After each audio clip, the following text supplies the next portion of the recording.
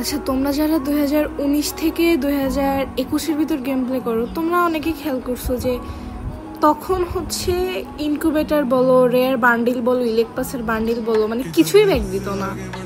আর গেমে একদম মেয়ের সংখ্যা ছিলই না। তখন মেয়েরা অনেক রেয়ার ছিল, মানে 100টা ম্যাচ স্টার্ট দিলে একটা ম্যাচে র্যান্ডমলি একটা মেয়ে পড়তো এমন। আর এখন যদি 20টা ম্যাচ স্টার্ট দাও, 20টা ম্যাচে একটা না একটা র্যান্ডমলি মেয়ে পড়বেই পড়বে। তো তখন গেমটা ছিল আলাদা, তখন গেমের হাইপ ছিল আলাদা, গেমের একটা ভাইব ছিল আলাদা। মানে তখন গেম খেলতে একটা শান্তি লাগতো, মানে একটা প্রশান্তি কাজ হইতো যে গেমটা খেলতেছি, ওল্ড ফ্রেন্ডরা আছে, ভাই ব্রাদার যারা এখনো গেম টেম খেলতেছে, ভালোই লাগতো ভাই। আর গেম খেলা যখন শুরু হয়েছিল শুরুর দিকে, তখন যে লবিগুলো ছিল, আর তখন অনেকে বুঝতো না যে কী করে ইভেন্ট নিতে হয়, টপ আপটাও অনেকে বুঝতো না। তখন তো আইডি পাস দিয়ে টপ আপ চলতো।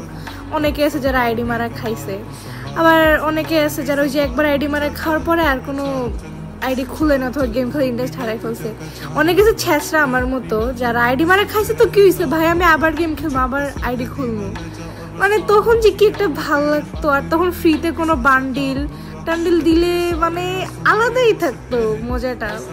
ওই মজাটা এখন যারা নিউ প্লেয়ার আছো তোমরা, এই যে 2024 থেকে 25 পর্যন্ত গেম খেলতেছো, কিংবা 23 থেকে শুরু করছো, তোমরা ওই মজাটা বুঝবা না।